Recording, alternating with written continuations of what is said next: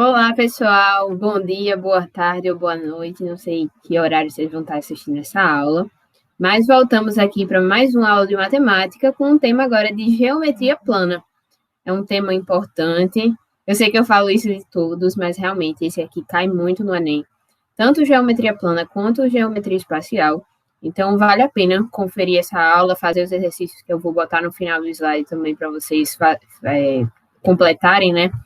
Aí o estudo. Então vamos embora. Começar aqui com a questão do Enem de 2018. O remo de um assento deslizante é um esporte que faz uso de um barco e dois remos do mesmo tamanho.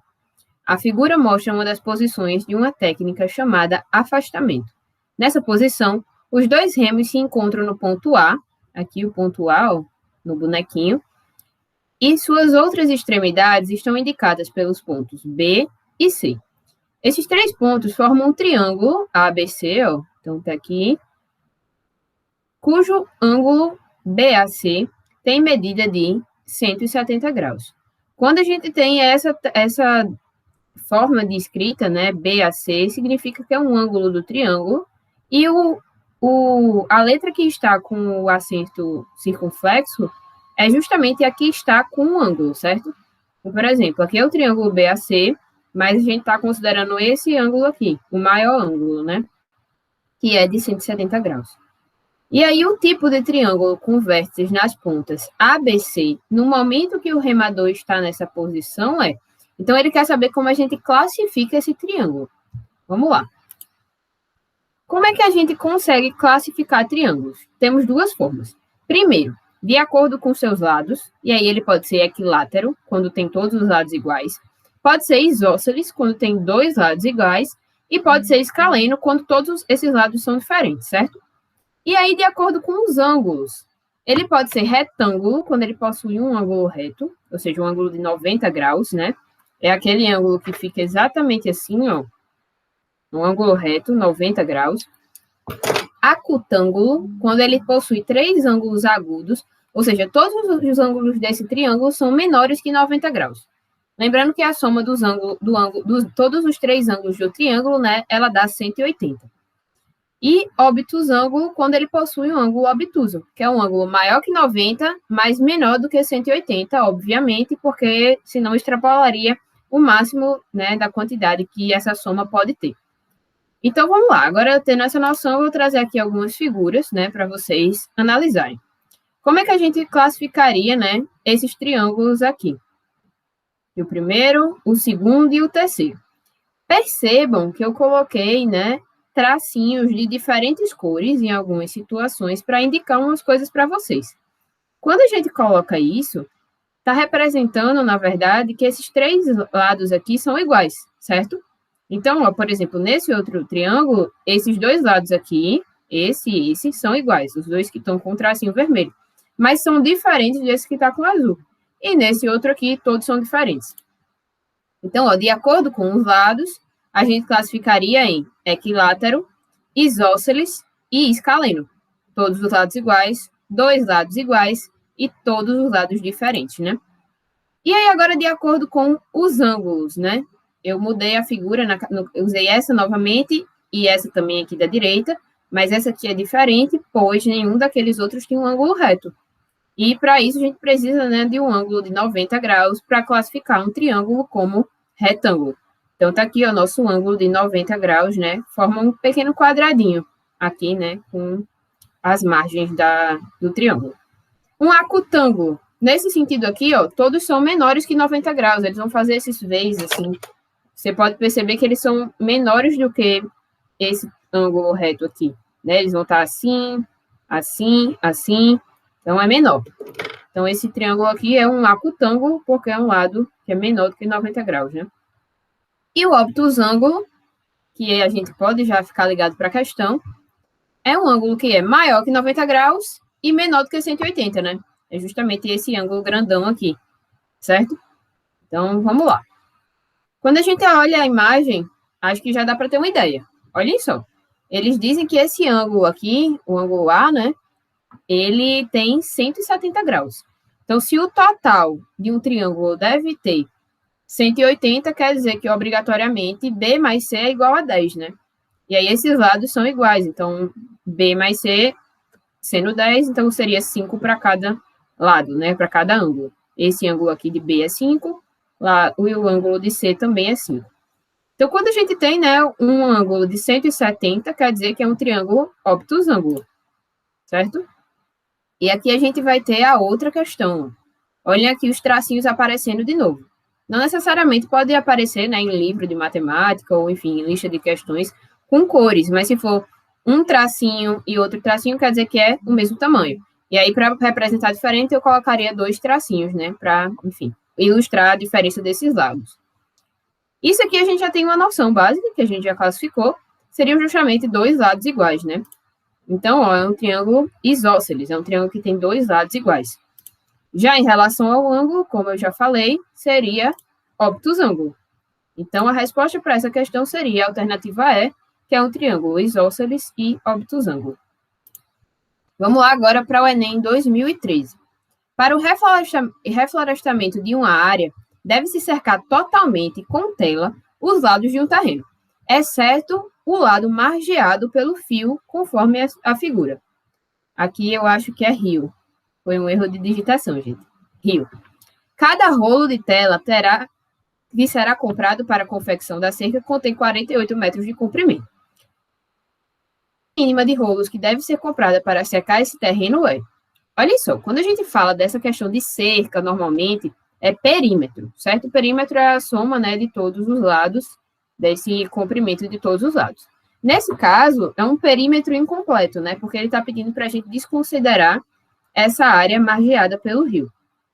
É uma questão de nível fácil, então essa aqui é uma das que a gente precisa acertar para ficar com a nota na TRI boa, certo? Então, o que é que faríamos aqui? Né? Vamos lá descobrir. Primeiro passo seria calcular, né, o perímetro do retângulo, o perímetro incompleto, considerando a área que deve ser cercada. Então, quais são os lados que devem ser cercados? Esse aqui e esse aqui. Então, a gente soma tudo. 81 mais 190 mais 81. E aí a gente vai ter 352 metros. Segundo passo, calcular a quantidade de rolos necessários, né? Que ele disse no enunciado da questão. Então, se a minha soma deu 352, eu vou dividir pelo comprimento do rolo, né? Que seria de 48 metros. Então, isso aqui vai dar essa conta quebrada, 7,3333. Bia, é possível comprar 7,33 rolos? Óbvio que não, né, gente? E como ele está pedindo um mínimo, eu consideraria o quê? Aí o próximo número, né, para completar inteiro. Porque se eu comprar 7 rolos, não vai dar, porque vai sobrar, vai faltar. E se eu comprar, e não tem a possibilidade de comprar 7,333333, né? Então, a resposta da questão serão necessários 8 rolos, né? Fiquem muito atentos a essas questões. Sempre vai ter que ser arredondar para mais, né? Já que não tem como faltar, a cerca ficaria incompleta. Então, aí seria a alternativa C, de casa. Enem 2014. Uma pessoa possui um espaço retangular de lados 11,5 metros e 14 metros no quintal de sua casa e pretende fazer um pomar doméstico de maçãs. Ao pesquisar sobre o plantio dessa fruta, descobriu que as mudas de maçã devem ser plantadas em covas com uma única muda e com espaçamento mínimo de 3 metros entre elas e entre as laterais do terreno. Então, o terreno vai diminuir aí, né, gente? Vão imaginando. Ela sabe que conseguirá plantar um número maior de mudas em seu pomar se ele se dispuser as covas em filas alinhadas paralelamente ao lado de maior extensão. Então, eu tenho um retângulo e eu vou dispor as maçãs assim, paralelas. Não é assim, né? Porque o lado de maior extensão seria esse aqui. Então, elas vão estar alinhadas nesse sentido. O número máximo de mudas que essa pessoa poderá plantar no espaço disponível é... Então, olha só, quais são as informações importantes dessa questão, né? Sempre bom ir grifando. 11,5, 14 metros, que é o lado de maior extensão, a necessidade de 3 metros de distância, né? E a questão de ser um terreno retangular. E que é paralelo no sentido de maior extensão, né? Vamos lá. Eu desenhei aqui para vocês conseguirem pensar e estruturar a questão. Ele diz que ele tem, as covas, elas têm que ter a distância, né, de 3 metros de todos os lados, principalmente também das margens desse terreno. Então, ó, essa área em azul, ela não vai ser usada, porque toda essa parte aqui, ó, 3 metros da lateral, 3 metros da lateral, 3 metros da lateral, aqui também. Espero que vocês estejam vendo o meu cursor. Eu estou apontando, mas acredito que sim. Essa bolinha azul. Então, ó, esse retângulo azul, ele não é usado. O que a gente vai usar para plantar essas maçãs aqui? A área do plantio em vermelho, que é o que sobra, certo? Então, ó, quando a gente desconsidera esses 3 metros, a gente vai ficar com um retângulo de 8 por 5,5, certo? Agora vamos analisar. Vejam só. É intuitivo que a gente comece por um canto, né? E por outro. Então, vamos ver como é que fica assim, para analisar direitinho o máximo de mudas que eu consigo plantar. Vejam bem. Eu conseguiria plantar uma muda aqui, uma depois de 3 metros, outra depois de 3 metros. Aqui sobra 2 metros, então não tem como plantar outra aqui, né? Porque tem que ter no mínimo 3 metros de distância. No mínimo. Aí outra aqui e outra aqui. Beleza. Ah, então a resposta da questão é 6, Bia. Já acertamos. Não. Prestem atenção que essas questões, essa é de nível difícil, né? Muito provavelmente porque teria que ter esse pensamento. Olhem só o que eu vou fazer agora. Traçando essa linha aqui, vou dividir o terreno em duas partes. Lembrando que esse total aqui tem 5,5 e aqui, né, o lado maior tem 8 metros. É só somar essa distância aqui. Olha o que acontece. Se eu traçar um X na direção de cada uma dessas árvores, eu posso tentar ver se cabe a muda nesse ponto de interseção, né? De encontro dessas retas aqui. Então, vejam bem. Como é que eu vou descobrir se essa distância aqui é maior do que 3 metros, né?